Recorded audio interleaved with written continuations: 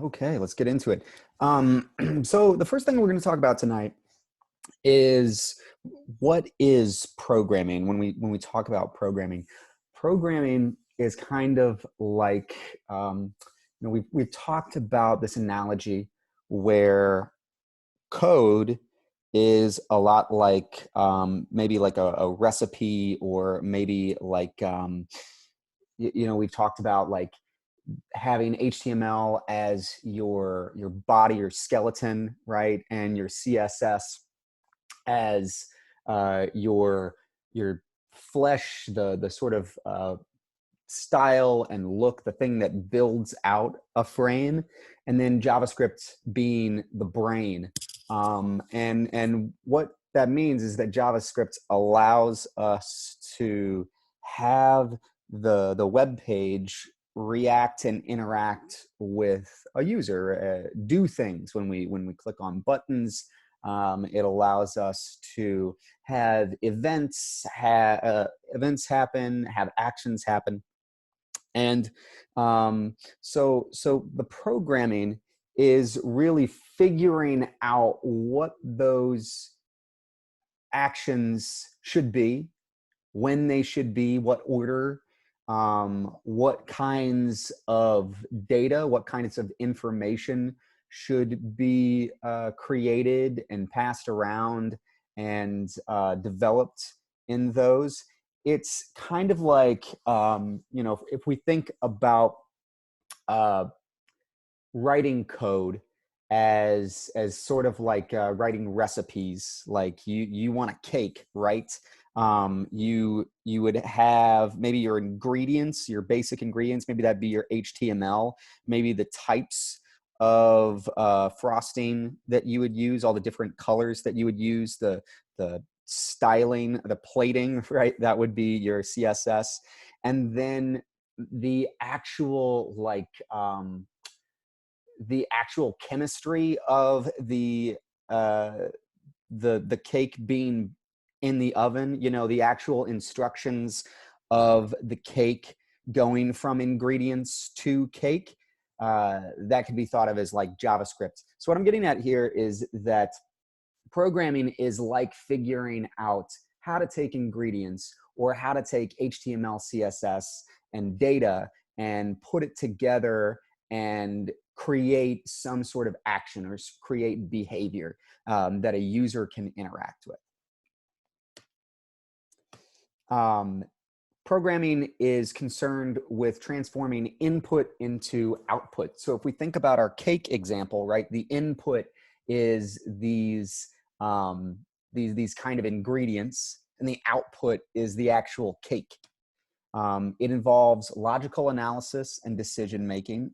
So it's really just a fancy way of saying, as we are figuring out what the order of mixing and the order of baking should be, we also need to project forward and make educated guesses and then decisions based on those guesses.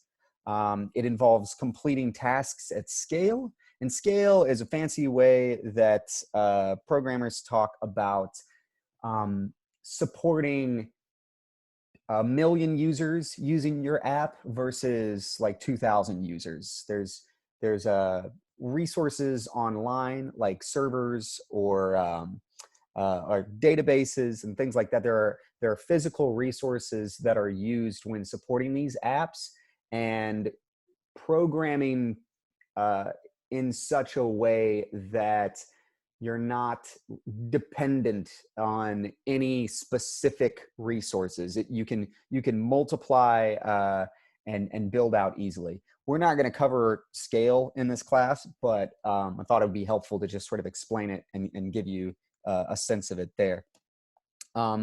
Programming is a social activity. Full stack talks a lot about pair programming, where you sit with another person and the two of you make decisions and discuss the code as you code it. I think that coding with a partner is the best way to do it. I think that it's an extremely social activity. It's also a creative process. You know, you're figuring things out, making decisions, and you're creating things from just a bunch of text, you know? And so it's very creative, very social, and it's a lot of fun. This is kind of the way that coding works in a practical sense, right? What we do is we code, and then whatever we write up, whatever JavaScript we've written up, we test that, and then that testing will probably reveal some gaps in our logic, maybe some things that we had assumed incorrectly. And then we go through this process called debugging, where you address those issues. You try to figure out why tests have failed, and then you fix them. You get back to coding more. And then it's this big cycle, right? The more that we test, the more we debug, the more we code, until finally we have our finished product. The first place that I like to start when I'm coding is this thing called pseudocode. Pseudocode means that we're not going to actually write JavaScript. We're not going to actually write code. We're just going to think about what kinds of steps we're going to take. So what I'll do is I'll write some comments on my file, and I'll comment out some text. And in that text, I'll say, okay, what do I want to do? You know, I'm baking a cake. So first thing I want to do is get all my ingredients together. Then I want to mix them together. Then I want to put them in the oven, and then I want to take it out, right? Like I write it out in English in like very plain, practical terms, what I'm going to do. And then when I'm coding, not only do I have a reference point, but I also have thought about in detail and in like a very practical way how I should execute this, how I should try to solve this problem. So creating programs, it's important to figure out before we like start writing code. It's important to figure out like what's the purpose of a program. What does this program do? Asking yourself things like what are the most fundamental things that this program should try to solve, right? How will the program be structured? How am I going to pass around data? How am I going to store data? How am I going to affect my HTML, CSS? How should I react when a user does this? How should I react when a user does this? So some examples are I need a program that texts me before I leave for work if there's a chance of rain that day, right? So I'm not in close touch with my family. I want to create a program that sends an automated email to each member of my family Wednesday at 8 p.m. asking how their weekend or how their week is, right? Like, so these two examples, I'm making a very specific outline of what the program should do. And I'm also, if you see, like I'm including already getting like very specific on details, right? I need a program that texts me. What does it do? It texts me when, before I leave for work, and why, or what does it say to me? It's telling me whether or not there's a chance that it's going to rain. Okay. Second one, sends an email, right? That's what it does. To who? It sends it to my family members. When? At Wednesday, 8 p.m. And what does it say? How is your week going? So pseudocode, like we said before, pseudocode is an informal set of instructions that describes how a program operates in simple, practical terms. It's used by a lot of programmers in the early development stage of a new program.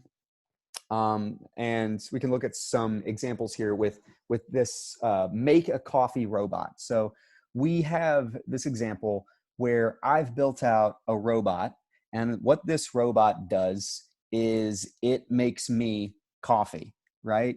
So if I was going to sit down here and figure out how this coffee robot should do that, things that I would consider is like, okay, when is it going to make coffee? How much coffee is it going to make? What kind of coffee is it going to prefer over other types of coffee? So things I might say, um, so if we're going to write a program for Rusty, our personalized life-side robot, program's called Make Coffee. So when I tell Rusty to make coffee, Rusty's going to make a fresh pot of coffee. So already we have this idea of when and when things are going to take place, right? Like I'm going to tell Rusty, make coffee. Rusty's going to start making a pot of coffee. So here are some of the steps that the robot will need to take to make the coffee, right? And all of this is pseudocode, examples of pseudocode, right?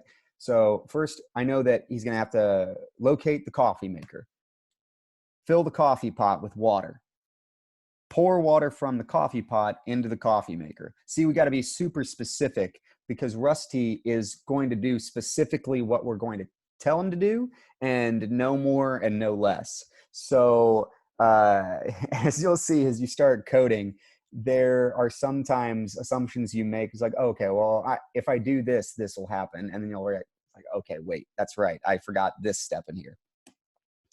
So other things, locate the coffee filter in the kitchen, place coffee filter in the coffee maker, right? Then find coffee grounds in the nearby blue container, measure the coffee grounds to make a full pot of coffee, place the coffee grounds into the coffee maker, place the coffee pot into the proper position in the coffee maker, click brew coffee button, right? Now we have another program we want to write where we have these dirty squares and we want our robot to try to find any one of these 4 squares. If they're dirty, this is like a janitor robot, he'll go around and clean up the dirty spots.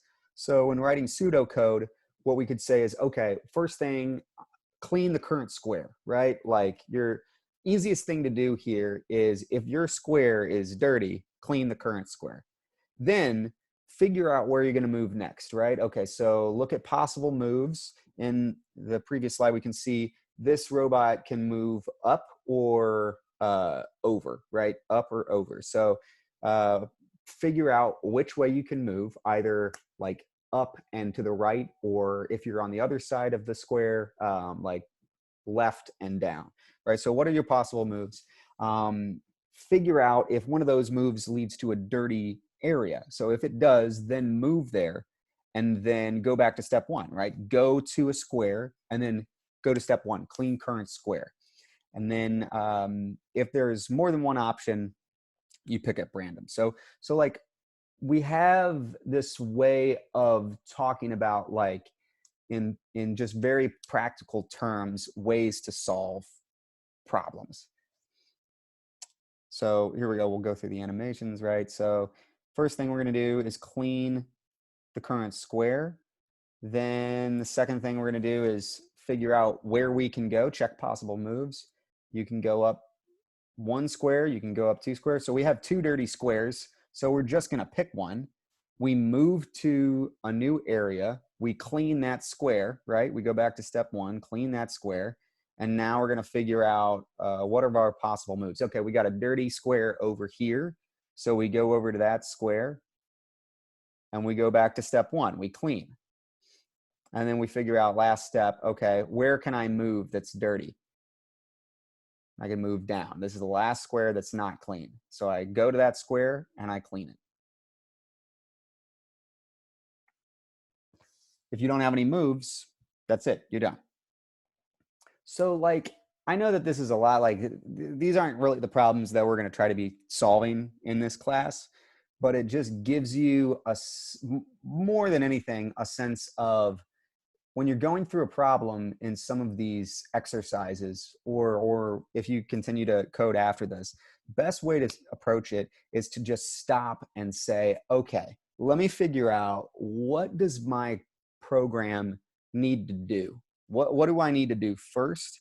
What do I need to do second? What do I need to do third? And then inside of each of those, then you can start filling out details and challenging your assumptions about the way the code should go. But at the very start, just relax and just try to figure out like a very practical way of writing things out in simple English. Any questions about what is programming? This is like a very dense, big topic that I'm trying to fit in like, I don't know, like 5 slides. But happy to answer any questions that you all have about it.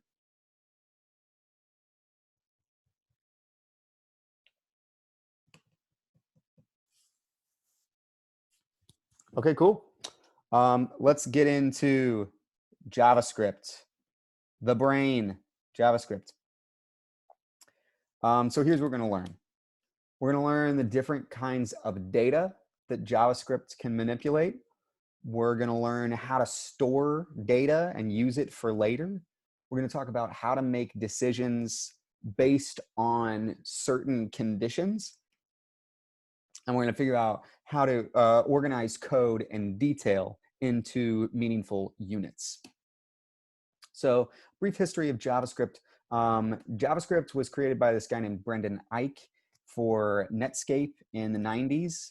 And it was included in an early version of Netscape 2 in 1995. It was developed as a language that could sort of handle things going wrong and still keep running. With previous programming languages, they have to be built up, they have to be compiled, and then they work the way they work. JavaScript, because it was going to be distributed and it was going to live on the web, it was built to be a little bit more flexible. So some of the quirks that we'll see here are meant to do that. ECMAScript is the standardized scripting language that forms the basis of JavaScript under the organization ECMA International. It's just like this group that kind of oversees it and writes a standardized version of JavaScript. JavaScript's really popular. The reason for that is that in 2009, there was this thing called Node that came out where traditionally programming is split up into 2 sort of disciplines. There's front-end programming, which is like all the stuff you're going to see in your browser, and then back-end programming, which is like all the stuff on the server, all the stuff that like holds the data and then spits it out to a browser. That's back-end. What this Node thing did was it was a language and provided a way to write JavaScript on both the back end and the front end. So now we have applications where you can have JavaScript on both front end and back end, and that's pretty unique to JavaScript. Yeah, it's basically anywhere you go on the internet, for the most part, you're going to see JavaScript as the way to create user interactions, to create that brain, those actions, that actionable web page materials. Like I said, JavaScript across the full stack. So we have this thing called the client side that's also front end. They're synonymous there. So what a user sees on the web page, here are some really popular frameworks that are JavaScript frameworks: AngularJS, React. Server side, that handles web requests. It handles the sort of the storing, retrieving of data. These 2 frameworks, Express and Node, enable us to write JavaScript on the server side. And we even have some databases that use JSON-like documents with MongoDB. So now we have a pretty unique thing. We have JavaScript on the entire stack, which is pretty cool. So why JavaScript?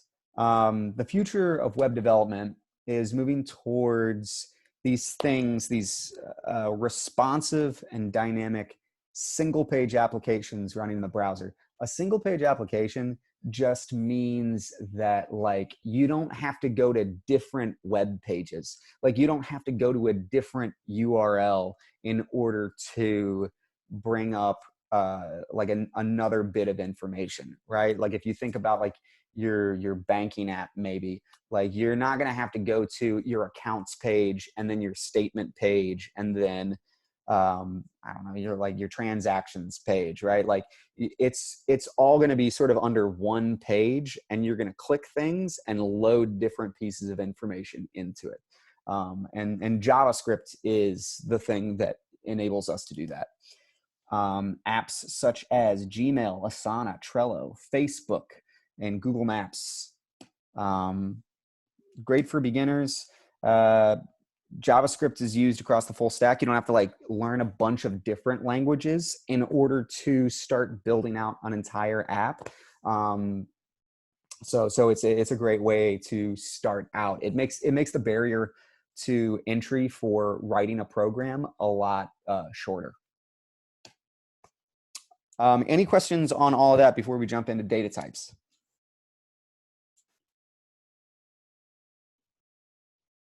Okay.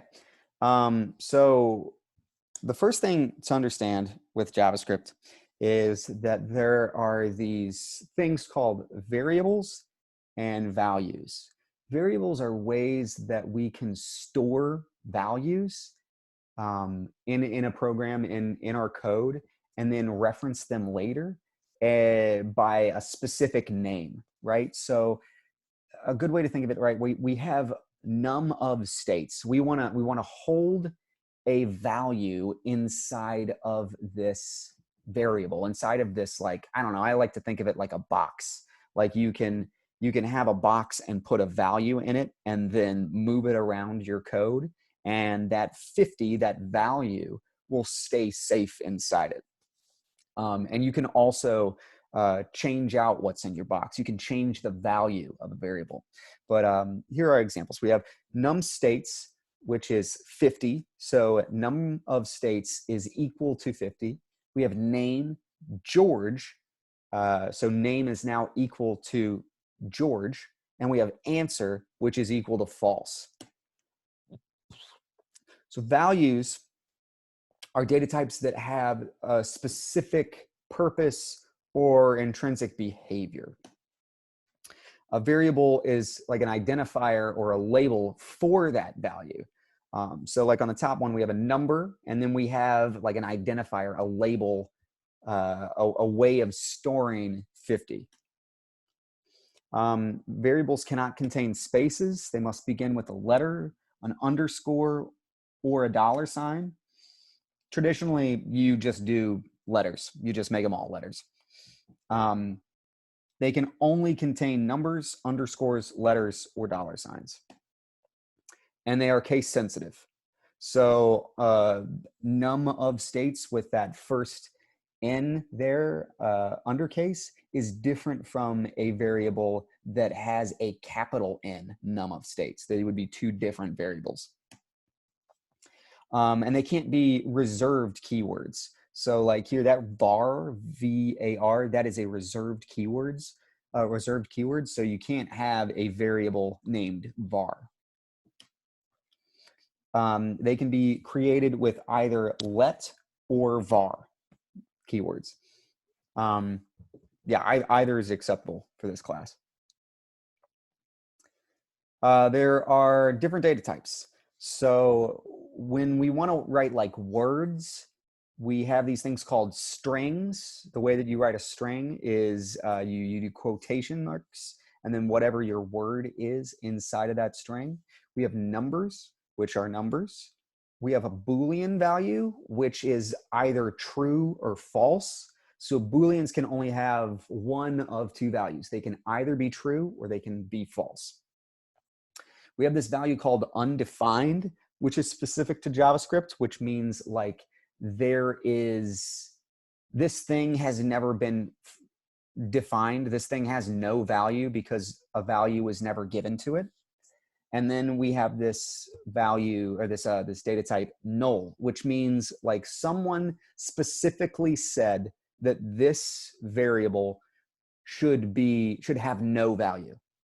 This variable is null. It does not have any kind of a value, and someone specifically wanted that to be the case.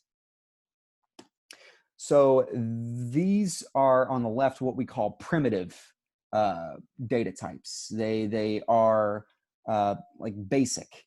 Then on the other side, we have complex data types. Complex data types are like arrays, which are ordered collections of data. We have objects which store key value pair collections of data. We have dates which store date objects, and we have functions, and functions do things. Functions provide a way for us to like call actions. So we have primitive and complex. For the most part, what you'll have to learn in this course is mostly the primitive data types: string, number, Boolean, undefined, and null. Any questions on those? Is date different from an object? Technically, yes. It's hairy. JavaScript is weird. JavaScript's everything is an object. What I'll say is this, is that date is a specific type of object. Does that make sense? Yeah, like, yeah. Cool. Sweet. So the number used to perform arithmetic operations, common arithmetic operators. So like addition, subtraction, multiplication. This is what numbers are used for. Division, right? Oh, go back. Yeah, basic number mathy stuff. That's what numbers are used for. Any questions on numbers? Okay, cool. Strings. Strings are series of characters enclosed by either an apostrophe or a question mark. So series of like letters. They don't have to be letters, but they're usually letters. They're just like characters. So here we have a series of characters: the character F, the character U, the character L, the character L, right? Spelling out full stack. Then we have another one that is academy. And each of those are stored into variables, corresponding variables, right?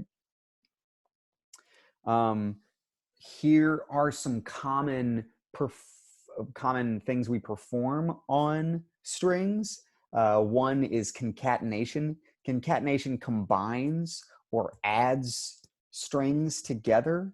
So like in this case, we have full stack and academy. They're two separate series of characters. They're two separate strings.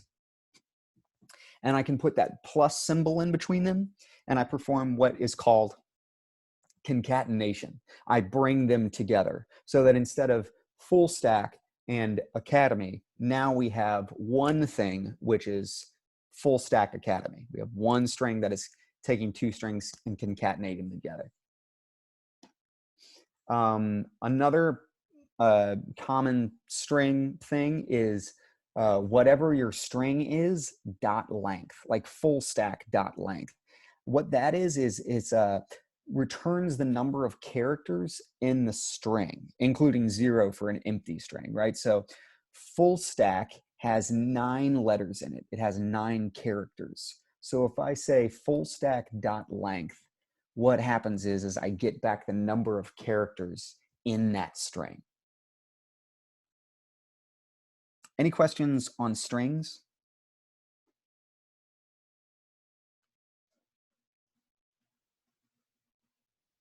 Okay. Boolean is a binary data type with 2 possible values, true or false. So Boolean, like I said, Booleans are just data types. They can either be true or false. null and undefined. Undefined has not been given a value yet. It's never been given a value. It's not purposeful necessarily. It's just sort of like a kind of like a happenstance. Like, let's say I was going and I had like a bunch of variables. I had 5 variables and I assigned values to all of them except for one. I forgot about it. If I try to get the value of that variable, it would come back with undefined. It has not been defined yet. And then null purposely and specifically has no value, right?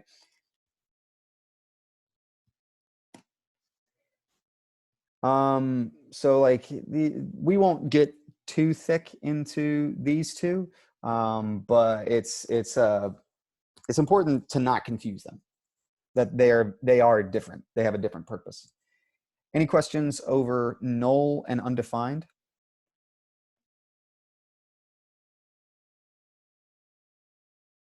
Okay. Arrays. Arrays are complex, right? An array is a value. It's a data type that stores multiple values. So it's a thing. It's like a collection of values, and it can hold any type of value, right? It can hold any type of data type. We write it with an opening bracket and a closing bracket, and it's ordered. They're similar to like lists. So like ordered list, each value is separated by a comma, and they have a corresponding position to them. The trick here is that that first Boolean true is not at index 1, it's at index 0. We look up the position of elements in an array by index, and it starts at 0. We won't get too far into arrays now. I'm just sort of like previewing them for you, but that's kind of like a rough shot explanation of how they're structured. Is you look things up by their position. Okay, I want this 22 value, so I know that that is the 0, 1, 2, third index. It's like the 4th element in there, and we know we start at 0, so it becomes index 3. If this is really confusing right now, I promise you it's okay. It's just like we're doing the big wash first, and then we'll zero in later. Any questions on arrays?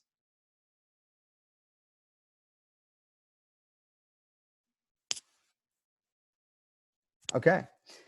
Objects. Objects are combinations of properties and values. They're key value pairs, and they store data. You have a unique word or a unique string, and that corresponds to a value. So this example down at the bottom, cattywampus, if I were to get the object and put this key, this cattywampus string into it, there's only one possible value that it'll give me. It gives me the one that it is associated with, which is askew, awry.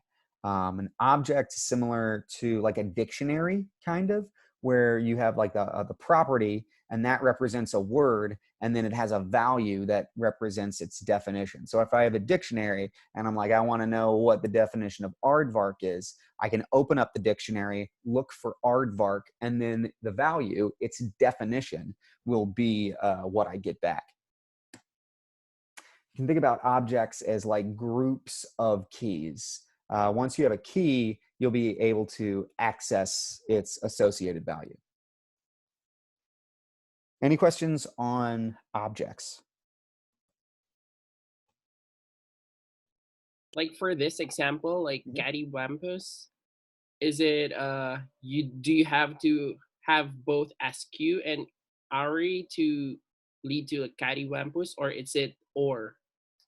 It's the opposite way around. So here, askew awry is the value, and you'll use cattywampus to get that value. Okay. Good question. And then functions. Functions are reusable chunks of code. You can use them over and over again. And they're similar to like recipes. They're lists of instructions. And they do things. So here we have this function, bake cookies. And what the bake cookies does is it gets in some values, a flavor and serving, and it preheats the oven and it adds cookies to the sheet. We'll get into functions a little bit more next week, but just for now, just think of functions as ways of performing actions for doing things. So in this baking recipe example, right, we choose a flavor. Var flavoring is equal to flavor. And we could have passed in peanut butter, chocolate, caramel, any of these values we can use again and again. Then we make this batter. We add flavoring to servings. We make the batter, and then we preheat the oven and add cookies to the baking sheet. So we can do things. We can get values, different values each time we use this function, and it'll kind of do slightly different things based on the values we give it. Functions can be complicated. I promise that we'll go through it and make it clearer later on, but this is a kind of high level pass at this. Does anybody have any questions just at the outset of this?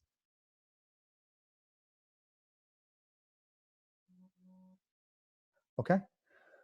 And then finally, comments. We wrote before, you can write like pseudocode. You can write out what you're thinking about doing, and you can do it with comments. There's two ways to write comments. You can do a // for a single line comment, and then you can do a /*/ for a multi-line comment.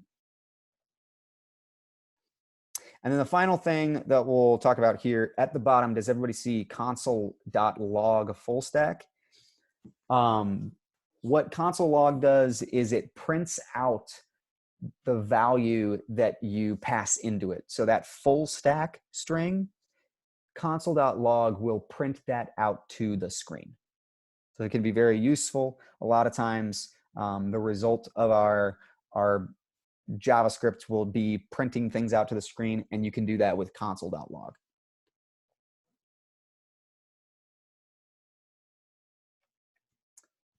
Okay, so that's the end of the slides.